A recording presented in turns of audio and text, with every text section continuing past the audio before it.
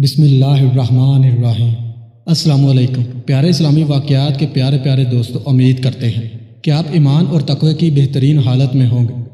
آج ہم آپ کو ایک منفرد اور ایک خوبصورت واقعہ سنانے جا رہے ہیں، حضرت موسیٰ علیہ السلام اور ایک بے اولاد عورت کا قصہ۔ حضرت موسیٰ علیہ السلام اللہ تعالیٰ کے بہت ہی بہادر اور پیارے نبی ہیں۔ آپ علیہ السلام کو کلیم اللہ کا لقب دیا گیا۔ اس کی وجہ یہ تھی کہ آپ علیہ السلام اللہ تعالیٰ سے باتیں کیا کرتے تھے اور بات کرنے کے لیے ایک مخصوص جگہ کا انتخاب کیا گیا جسے کوہ طور کے نام سے جانا جاتا ہے۔ حضرت موسیٰ علیہ السلام کا معمول کے مطابق اللہ تعالیٰ سے ملاقات کے لیے کوہ طور کی طرف روانہ تھے کہ راستے میں آپ کو ایک عورت نظر آئی۔ وہ زارو قطار رو رہی تھی۔ آپ علیہ السلام کا دل ویسے ہی بہت نرم تھا۔ اس عورت کو دیکھ کر آپ بھی بہت غمگین ہو گئے۔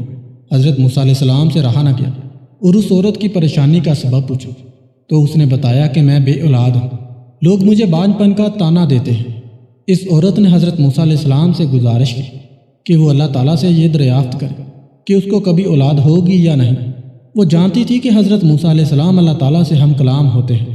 حضرت موسیٰ علیہ السلام نے اس عورت کو یقین دلایا کہ وہ اللہ تعالیٰ سے اس معاملے کا ذکر ضرور کریں گے، اور اس کے بعد پھر وہ کوہ طور کی طرف چل دی۔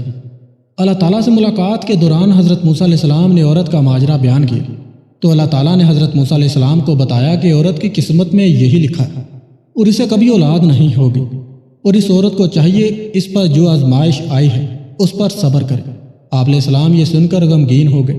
جب آپ علیہ السلام کوہ طور سے واپس لوٹے تو اس عورت کو اسی جگہ پر بیٹھا ہوا پایا۔ وہ آپ علیہ السلام کی منتظر تھی۔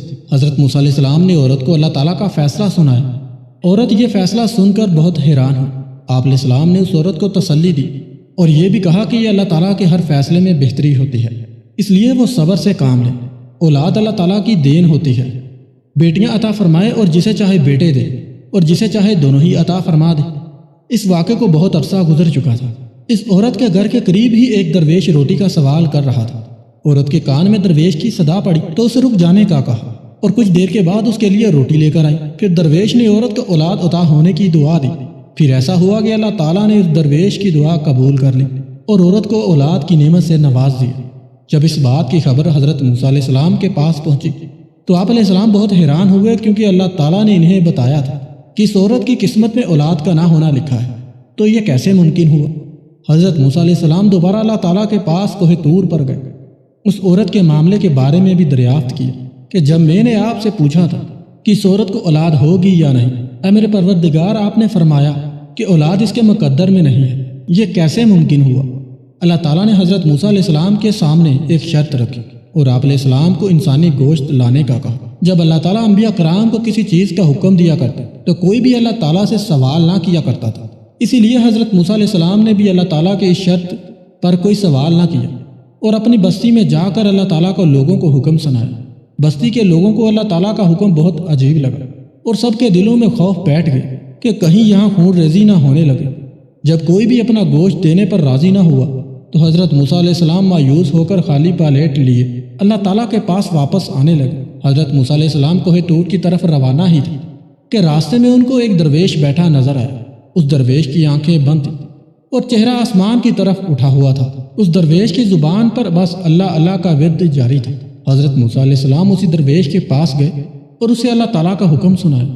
اس درویش نے آنکھیں کھول کر آپ کی طرف دیکھا اور اپنا بازو آپ علیہ السلام کے آگے کر دیا اور کہا کہ میں حاضر ہوں۔ اس درویش نے حضرت موسیٰ علیہ السلام سے چھری لی اور اپنے بازو سے گوشت کاٹ کر پلیٹ میں رکھ دیا۔ آپ علیہ السلام اپنی منزل کی جانب روانہ ہو گئے۔ آپ علیہ السلام ابھی کچھ دور ہی گئے تھے کہ اس درویش نے آپ کو پکارا اور کہا کہ ہو سکتا ہے کہ اللہ تعالیٰ نے گردن کا گوشت مانگا ہو، اور اس نے اپنی گردن سے گوشت کاٹ کر آپ علیہ السلام کی پلیٹ میں رکھ دیا۔ حضرت موسیٰ علیہ السلام نے پھر سے کوہ طور کی طرف قدم بڑھا دیے۔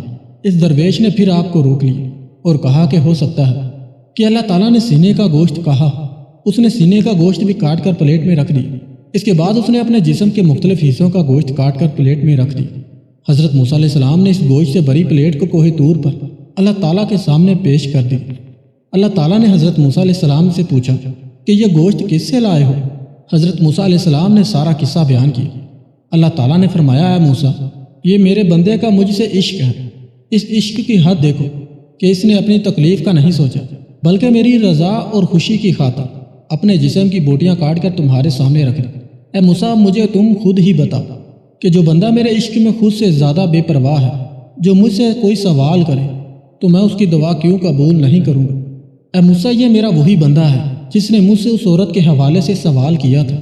میرے اس نیک بندے نے مجھ سے عورت کے لیے اولاد کی دعا کی تھی، تو بھلا میں کیسے حاجت پوری نہ کرتا؟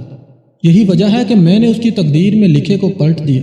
جو بندے میری خاطر اپنے آپ کو قربان کرنے کے لیے راضی ہو جاتے ہیں، میں ان کی بات کو رد نہیں کر سکتا۔ موسیٰ علیہ السلام اللہ تعالیٰ کی یہ بات سن کر بہت حیران اور خوش ہوئے۔ تو دوستو، ایک چھوٹے سے قصے سے ہمیں یہ سبق ملتا ہے کہ اللہ تعالیٰ نے جو ہمیں زندگی عطا کی ہے، اس پر شکر گزاری کرنی چاہیے اور دوسروں کی مدد میں پیش رہنا چاہیے۔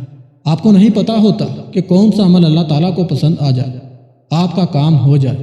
جب بھی اللہ تعالیٰ کے لیے قربانی دینے کا موقع ملے تو اپنی جان بھی دینے سے گریز نہ کریں۔ اللہ تعالیٰ ہم سب کو اپنے حفظ و امان میں رکھے، آمین۔